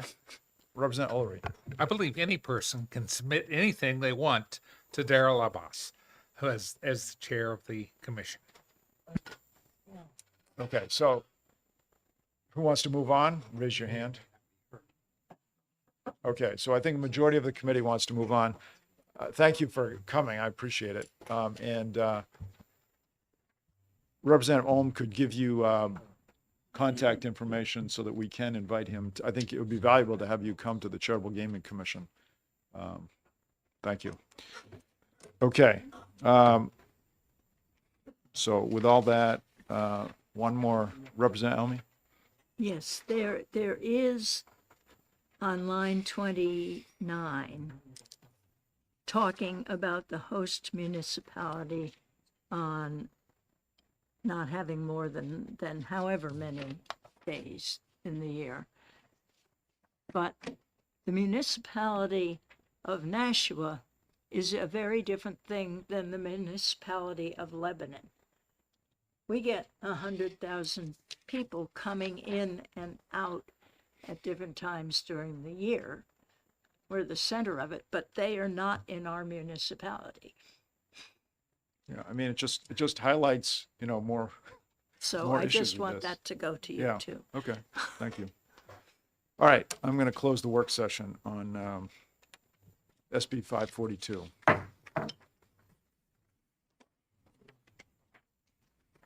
So last we have the work session on SB 633. Let's see.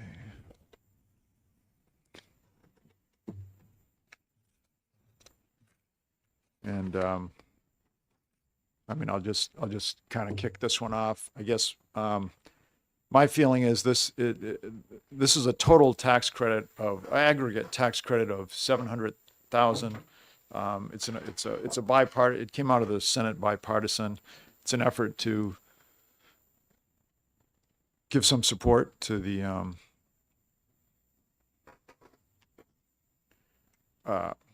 Granite Patron of the Arts Fund to accept private donations, and there is some impact to the Treasury given there's 700K, but it's a 50%. So to get to 700K, there would have to be 1.4 million in donations. So while we have rejected some bills that affected the Treasury in this budgetary cycle, this is something that there were cuts in this area, and it may be a way to help out and with private citizens giving donations. Representative Elmy. Yes. Why was so much bureaucracy stuck into this dedicated fund? Why would what? This dedicated fund has to have the approval of governor and council. It has to go to the fiscal committee of the general court. And because they haven't changed anything about it being in a dedicated fund, it also goes to the dedicated fund committee. Why do we need all of those entities for this particular one that doesn't have a lot of money in it? What's so special about the arts that everybody's suspicious of it? Well, that would have been a good question to ask during the public hearing.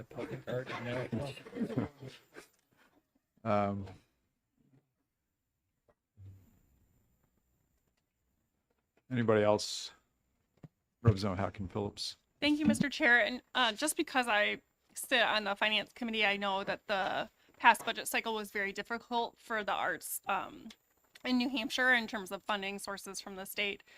And so I would just like to say on behalf of, the bipartisan sponsors of this bill, it appears that this could help support a segment of the arts community in our state in a way that doesn't cost taxpayers anything, but seems to be, supporting from beneath their mission. And I think that anything we can do as a state without actually giving money away that we don't have is a wonderful step in the right direction. Thank you. I tend to agree with that. It's a small impact to the Treasury, but it's a good gesture, and I am being also affected by the bipartisan nature of this. Representative Schamberg. I appreciate what Representative Hacken Phillips stated there. I just wish that they would have, when Senator Waters had asked for that surcharge, which was explained to us was already they had the ability to do that. Venues could put a surcharge on. I think some of this money should maybe go a little bit more to those venues that have less than 2,000 seating capacity in this state.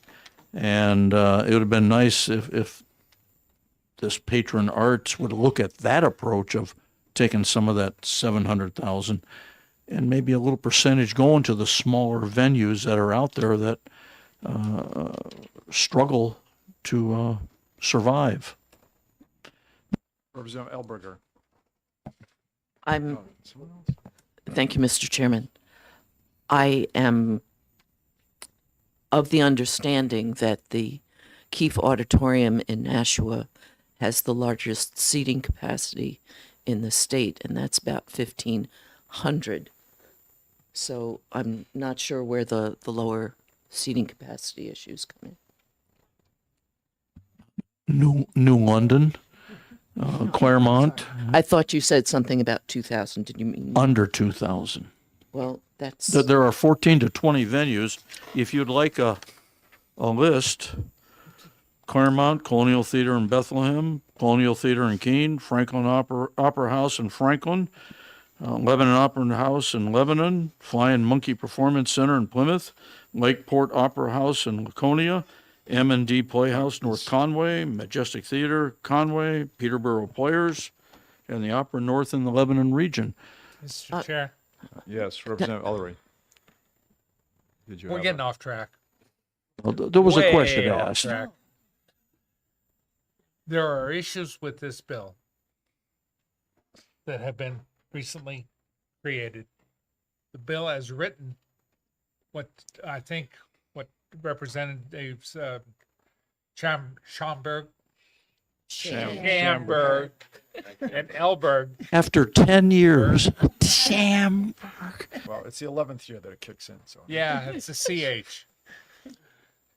And we both have German heritage, so that's beyond the scope of this bill. So take that up with the commission, not here. As for the bureaucracy involved, that's well within the scope of this committee. And I would urge the member, since we have until May something, what time, Steve? What's the last date? Yeah. But it's more than a month, it's more than a month away. So we could not take any action on this bill, propose an amendment, then there would be a committee of conference because we're close to that time, and then we could hammer it out. But so I think that's where we are on this bill, Mr. Well, Chair. what is the problem with the bill? Well, The Representative bureaucracy, for Elmy. one thing. The other thing is timing.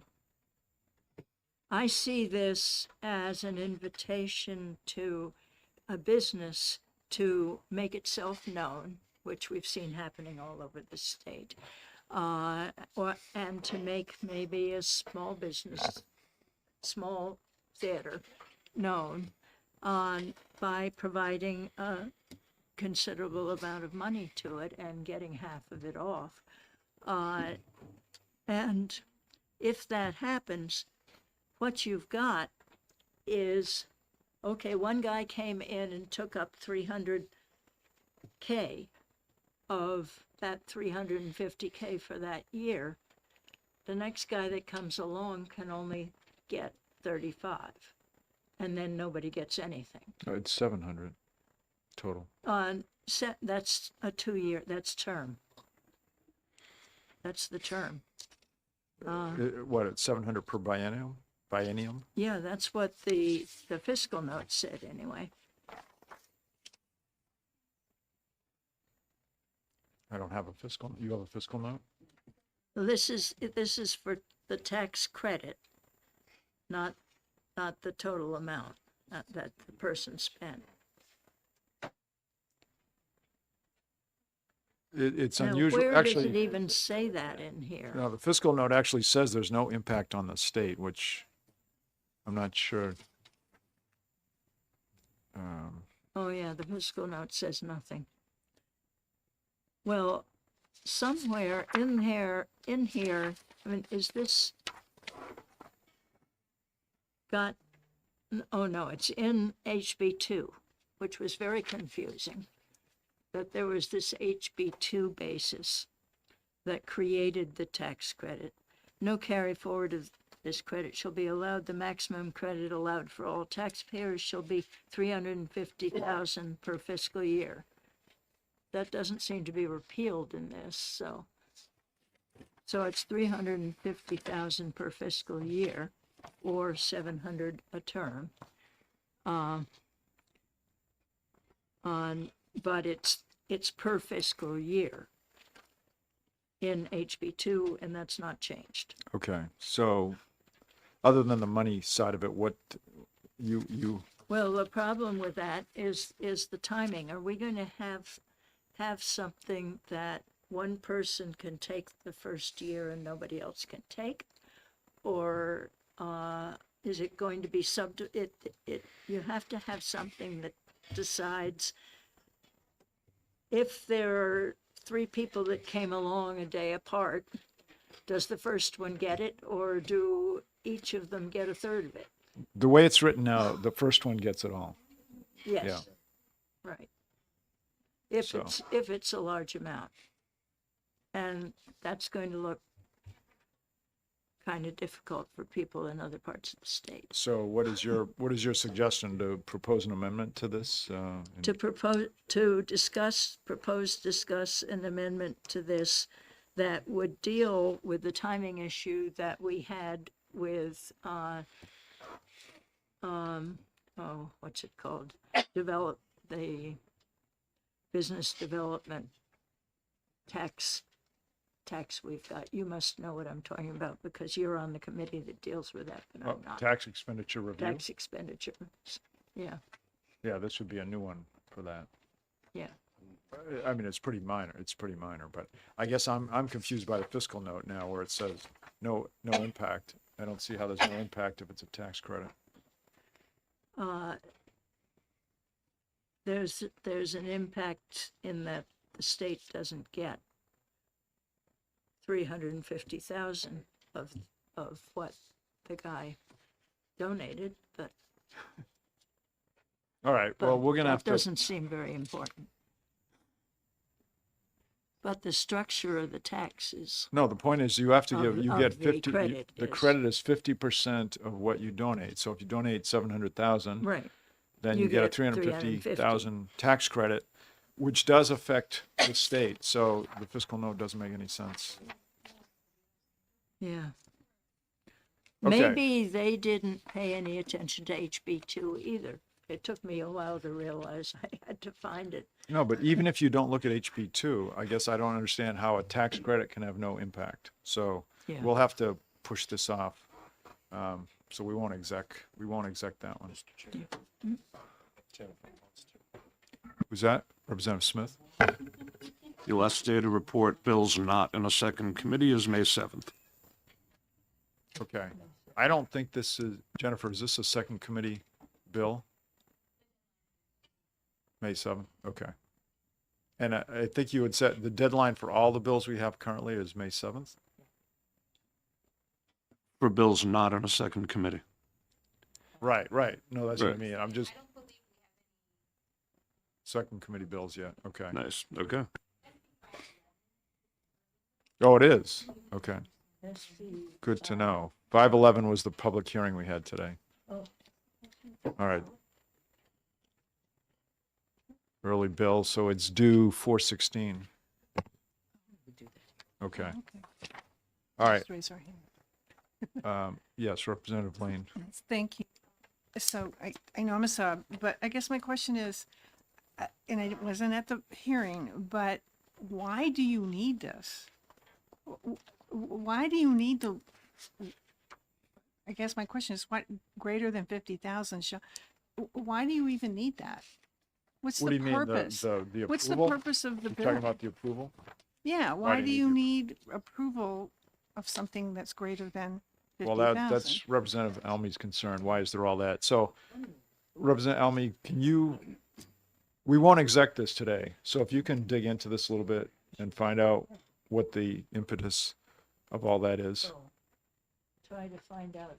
Because I don't, Senator Lang is, no, Senator was. yeah, I mean, lines 8 through 11, One of yours. Yes. right? You can ask him about lines 8 through 11, what's the purpose to all that? Because I agree, that does seem a little odd. No, it's not odd. It's just convoluted. Yes. Jennifer Rams, Quarterly expenditure. maybe, yeah, come on up. No.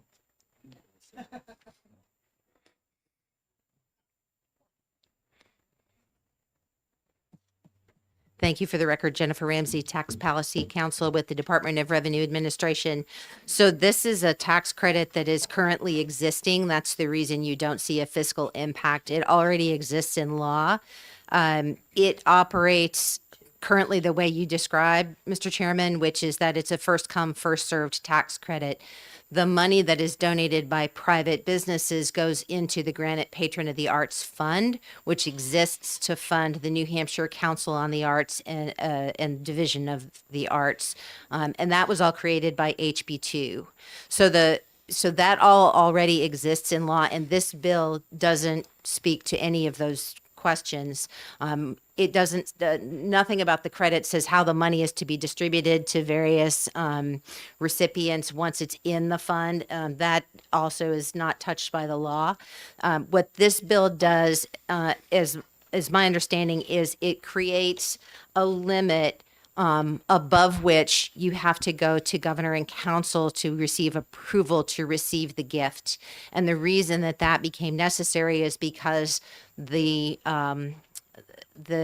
first of the gifts came to be wanted to be made, and it was in excess of $10,000, which is the limit generally in the law for gifts to the state in excess of $10,000. Those have to be approved by governor and council. So this bill would simply raise that typical threshold up to $50,000 for donations to this fund. Okay. And that's the only reason for this bill. I don't know if that helps or not. Well, but thank you. Yes, yeah. thank you for raising your hand and coming up. You just clarified a lot of things. Yeah. And if you'd stay for another minute, Representative Elmy? Yes, fiscal is not part of that usually.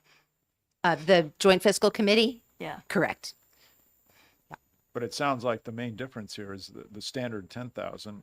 This is raising it to 50, which is substantially larger.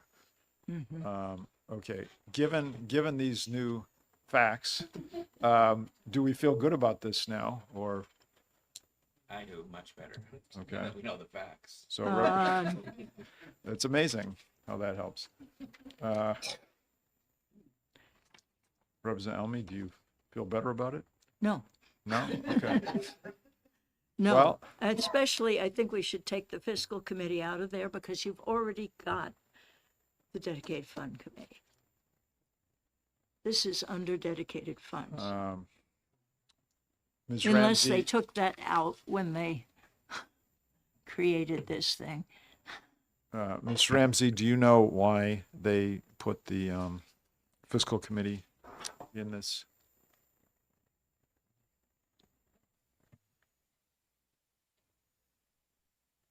Line 11. I would imagine that that has to do with the expenditures, but I'm not certain. That's not something that I know why Senator Lang put that language in there. So the donations, I know, have to be approved by governor and council. Does the fiscal committee have to approve expenditures out of a dedicated fund? If there's a threshold to that, I'm not familiar with that. So could I ask? Yeah. Does the wording in HB2 take this out of the dedicated funds, even though it is a dedicated fund? No, so the HB2 language, which created this RSA 19A92, I believe, which created a dedicated fund. It actually converted a previously existing one and kind of renamed it to the Granite Patron of the Arts Fund. Yeah, that's what I thought had happened. That was sure. And before this bill, donations greater than 10,000 required the approval of governor and executive council. So that's the open question that no one was entirely sure whether the donations to this fund would be subject to that requirement. And I think the wisdom was to go ahead and create Clarify. this language. Now there's no question. Okay. All right. Representative Elmy, anything else? Nope, not now. Okay. Not yet. Representative Lane? Thank you. Thanks for taking my question. So did I hear you correctly that it's not clear how the money then gets distributed? Once it's in this fund, it's not clear who distributes it and how it gets distributed? Did I understand you to say that? Nothing about the legislation that created the funding for the two entities that I just mentioned speaks to whether or not how the money is to be distributed once it goes into the fund. Both of those entities have a mission and policies that determine how they would distribute funds once they're received. Thank you. Yeah. Okay.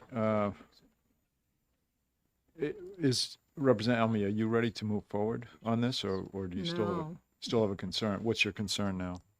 My concern is the expenditure side. The fiscal Uh, committee? It's, if one person comes forward and takes up all the money at the beginning of the first year, then it all goes to that one person. Well, you know, what's interesting. At first, I mean, I see your point with that, but if it's buildings. but if it's greater than 50,000, the governor and executive council has to approve it. So that means they're going to also, you know, They're if going to there's, have to decide whether to let it all save go into some of one. it for other people. yeah. That's not really their function, is it? Well, then why is there even an approval process? I mean, there's an approval process. Why are they even approving anything? They seem to approve things on the basis of whether they like what it's it going to is. do. Mr. Chairman, I tend to have some of the same concerns as Representative Almy, and I would suggest that, particularly since we have the time, we hold off on this. All right.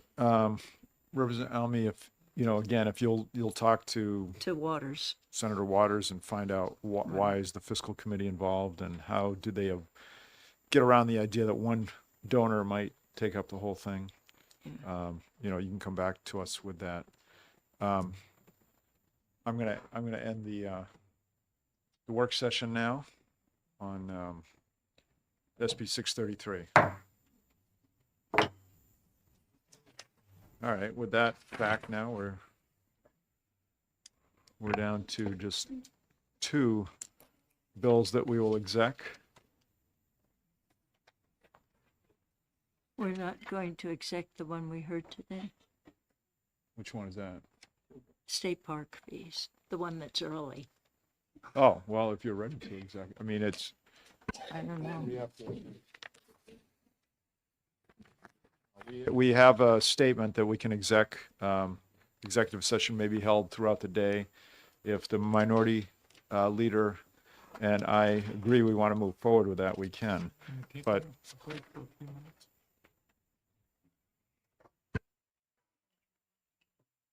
I'm not sure we wouldn't need to discuss this more. But let me take a straw poll. How many would go OTP on SB 511 if it was, raise your hand, if it was voted on now? Okay, so, yeah, okay, Representative Almy, you just mentioned why aren't we voting on it, but you're not. right, well, I just was assuming that we were going to, but if we aren't, I think that's better. Okay, I wasn't planning on voting that today, so if you're not Okay, good. ready to move forward with that, Good. then, That does mean an extra meeting. all right.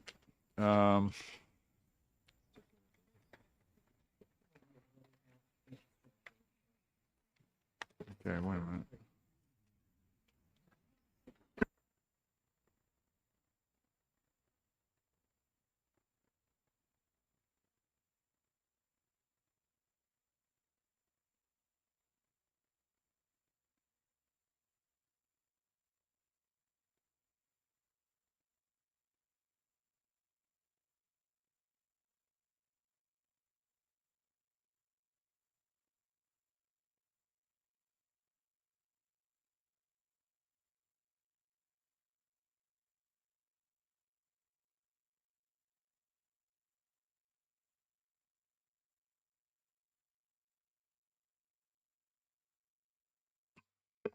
Okay, let's get on to our execs here. I'll open the executive session on SB 542 and recognize Representative Breyer for a motion. Yes, thank you. I'd like to make a motion to send Senate Bill 542 to interim study. Do I have I'll a second that, second? Mr. Chairman. Second by Representative Schamberg.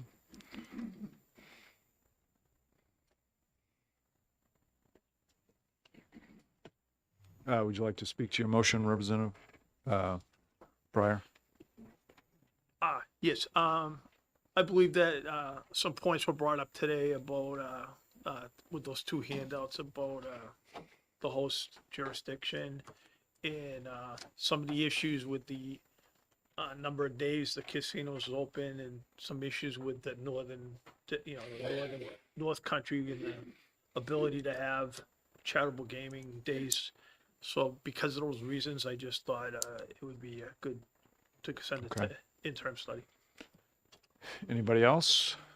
Seeing none, I'll ask the clerk to call the roll. Thank you, Mr. Chairman. We are voting on House Bill 542, limiting the game Senate dates. bill. Corrections. Senate Bill 542, limiting the game dates available to charities at gaming facilities. The motion is interim study. Representative Ulrey. Yes. Clerk votes yes. Representative Sodi. Yes. Representative Smith. Yes. Representative Sweeney. Yes. Representative Cole. Yes. Representative Breyer. Yes. Representative Mary Ford. Yes. Representative Mary Murphy. Yes. Representative Almy. Yes. Representative Southworth. Yes. Representative Malloy. Yes. Representative Schamberg. Yes. Representative Swanson. Yes. Representative Elberger. Yes. Representative Fellows. Yes. Representative Lane. Yes. Representative Hawken Phillips. Yes. Chairman Janigian. Yes. Unanimous. Is that everybody?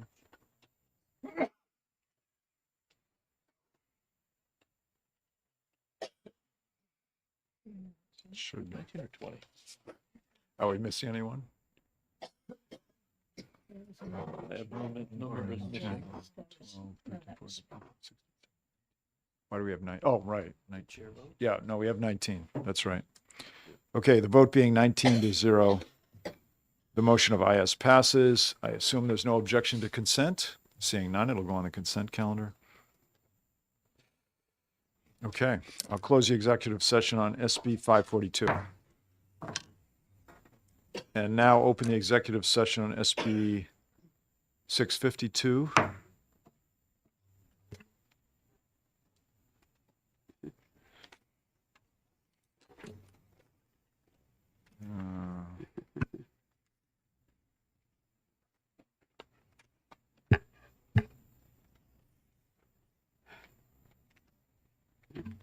And recognize Representative Murphy for a motion.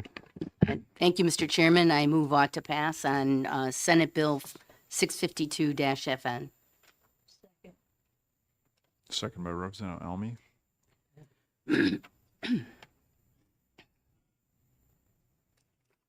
Would you like to speak to your motion? Just briefly, Mr. Chairman, I believe that based on the testimony, this bill would both alleviate the financial pressure on small businesses as well as on the state by extending the schedule by which we have to make refunds of overpayments of state taxes. So I think it's a good thing to do for all parties concerned. Thank you. Anybody else?